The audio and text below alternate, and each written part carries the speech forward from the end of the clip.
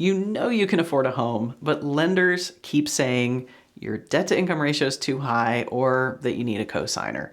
New loan rules might be the workaround that you've been searching for. They let you count income from anyone living with you toward loan qualifying without adding them to your loan and without a cosigner.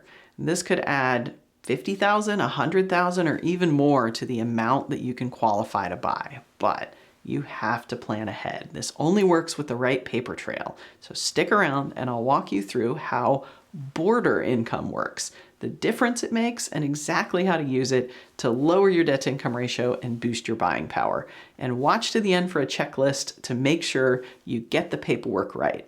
A few simple steps, a little patience, and this could be the key to your new home.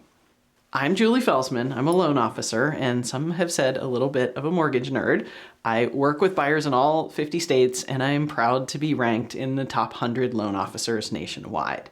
If you're planning for a home purchase and you want to understand how lending really works so you can make smarter decisions, please like this video and consider subscribing to my channel.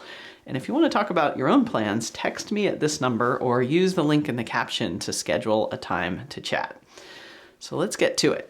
If your debt to income ratio has been an impediment to qualifying for a loan, there are really two ways to improve it. It's a ratio of debt to income after all. Increase your income or lower your debt. Lenders often focus on lowering your debt, and that's probably because if you came to me for a loan and I told you, hey, just go increase your income, you'd probably roll your eyes and think, sure, easy, no problem, I'll just increase my income. Why didn't I think of that? But that's exactly what I'm going to show you how to do in this video. Increase your loan qualifying income to lower your debt to income ratio using the income that's already in your household. Lenders call rent paid by someone living with you border income.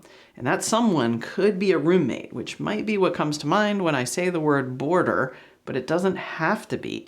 A border is anyone who lives with you. So when you're thinking about your own situation, think spouse, partner, sibling, parent, child, grandparent, literally anyone living under the same roof with you. And border income isn't a new thing in lending, but until recently, it just wasn't very usable. Fannie Mae and Freddie Mac have allowed border income for a long time under a couple of programs they call Home Ready, that's Fannie Mae's version, and Home Possible, which is Freddie Mac's. But these programs have really strict income limits, and you usually need to be near the upper edge of the limit in order to qualify to buy a home. But then if you add border income on top, suddenly you're over the income limit, and now we can't use border income anymore, and it's kind of a classic catch-22. FHA loans have allowed border income for a long time as well, but only if you've claimed it on your past 2 years of income tax returns. And if you're disabled, border income from a live-in aid is allowed, but in 31 years of lending, I've only had one client who claimed rent from a roommate on their tax returns, and I've yet to have a disabled client who has a live-in aid who also pays rent. So in the real world, border income has been this niche, seldom used thing. But that's changed, and it's FHA we have to thank. They stopped requiring tax returns, and they adopted new user-friendly border income rules, and they have no income limits. Plus, FHA has always offered two other DTI-friendly features, which is lower interest rates and higher allowable debt-to-income ratios. So this triple threat of higher DTI limits, lower rates, and border income can be a game changer. How much of a game changer? Well, I recently helped a client I'll call Amanda purchase a home. She makes $7,500 a month. At a 49.99% debt to income ratio, that's the maximum allowed on a conventional loan, she qualified for up to $3,749 in total payments, minus $250 of credit card debt, minus $200 for her student loans, and her maximum mortgage payment was $3,299, which equated to about a $421,000 purchase price. But Amanda lives with two roommates. They paid $3,000 a month for the house that they lived in, split three ways. Amanda collected $2,000 from her housemates every month before paying their landlord. And that let us switch to an FHA loan and add $2,000 of border income, which boosted her total monthly income to $9,500 a month.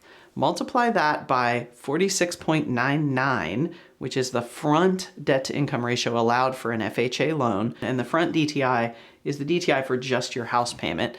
And she qualified for up to $44.64 in monthly payment. That's an extra $940 a month, which qualified her for up to $589,000, a $168,000 increase in the price of the home that she could go shop for. And I'm currently helping another client who's a single mom, and her adult sons live with her, and they each pay her $100 a week in rent. That's $867 a month of additional income, which makes an $87,000 difference in the amount she can offer for a home. To learn how these numbers look for your situation, click the link in the caption, and I'd be happy to create a customized border income strategy roadmap, do the math for you, and share it with you.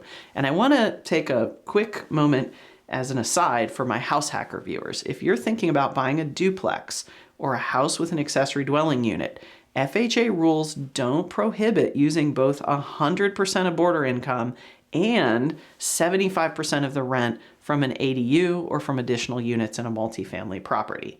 Now, as with everything in lending, we have to get the paperwork right, and border income isn't any exception to this. There are 3 things that we have to show: that you've lived with your border or borders, because there's no limit to the number of borders, for at least 12 months.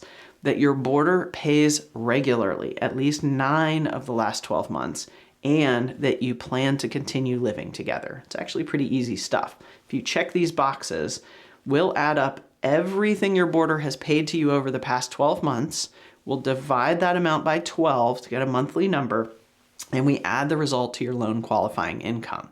There's only one other limitation that we have to keep in mind, and that's that border income can't be more than 30% of your total loan qualifying income. And I'll give you a shortcut to figure out exactly how much border income you could be eligible to claim in a checklist at the end of this video. Now, if like Amanda, you're already collecting rent from someone you've lived with for a year, you can use border income right away. Call me at this number and I will help you get started. Now, if not, you just have to plan ahead. Taking full advantage is going to take 9 to 12 months. And I know that sounds like a long time, but the time's going to pass anyway. So for situations where you're already cohabitating, just have your partner or other family member or housemate or whoever start paying rent today.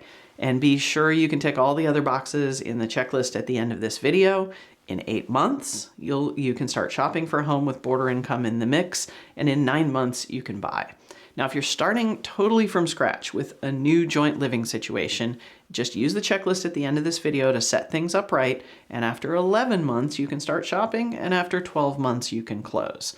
Now, obviously, this strategy is only viable if you live with someone else. So unless you live solo, I see 3 situations where border income can make a huge difference. Maybe you live with someone who you're not ready to make a big financial commitment with. That someone could be just truly a housemate who you don't want to buy a house with, or maybe a partner or other family member, and you keep separate finances. Maybe your potential cosigner can't participate in the loan for some reason. They have bad credit, they're catching up on back taxes, they can't document their income, or maybe you're part of a multi-generational household and not everyone has work authorization. The list of reasons that someone can't participate in a loan is almost endless. Or maybe your potential co-buyer's financial profile actually hurts your debt to income ratio because they add very little or no income to the income side of the equation, but then they bring debt, maybe lots of debt, or maybe they have significant student loans. In any one of these situations, adding the income these other people contribute to your household to your loan is now possible. You just have to follow this checklist and you'll be on your way. So here goes. Find proof you've lived together for at least a year. If your border or borders aren't on the lease, which is a really easy way to show you live together, make sure they have something else, a cell phone bill, a bank statement, or some other document that's at least 12 months old and shows a shared address history. And keep the same roommates. If your border is your partner or spouse or another family member and you're in a long-term living arrangement, that's going to be automatic. But if you're living with actual roommates, remember border income only counts when the same person has paid you for a year. And be the house mom. Collect rent for the house and pay your landlord directly. Rent your housemates pays to you is border income. Rent your housemates pay to your landlord isn't. So if everyone pays your landlord separately, or if you change up who pays from one month to the next, you're not going to have the required paper trail. And collect rent in a traceable way. Venmo, PayPal, Cash App, these are all great. If your partner's a bartender and pays you in cash, it's going to be difficult to impossible to trace their payments to you. And don't worry if your roommate has a warped sense of humor and sends silly things with Venmo. We're going to laugh when we see the jokes and emojis in your Venmo history, but really we're just looking for the transfers to be consistent, and we don't want them to say something like loan repayment or some other thing that implies that what they're paying you isn't actually rent. And make sure you keep separate bank accounts, because if you're already commingling funds in a shared account with a spouse or a partner, you got to set up a separate bank account. If you both deposit all your income into one account, a transfer between the two of you isn't really possible. And don't skip months. Remember, we must see at least 9 payments during the past 12 months, and we're going to average the total. So if you go on vacation together and your housemate pays for the plane tickets, don't pay them back by covering this month's rent. Pay them back for your ticket and have your roommate pay rent like usual. And put your agreement in writing, including the plan to continue living together. FHA requires that we show your border income arrangement is stable and that it's going to carry over to your new home. And then I promise you that final bonus checklist item. So if you want to get the biggest boost possible from border income, here's how to calculate the maximum amount that FHA rules allow us to add to your income. Multiply your monthly pre-tax income by 0.42857. So let's say you make $7,500 a month like Amanda, times 0.42857, your maximum amount of border income is $3,214, which is a lot, right? Now in the real world, we're going to average the total of the actual border income paid over the past year to you by your boarders. And remember, this can be your partner, your spouse, parents, a sibling, grandparents, roommates, any and all cohabitants who are living with you. Now, to gain more insight on how border income can impact your situation, and for that customized border income strategy roadmap, click the link in the caption. For more creative income strategies, watch this video next. I thank you for watching. Don't forget to like and subscribe, and I hope to talk with you soon.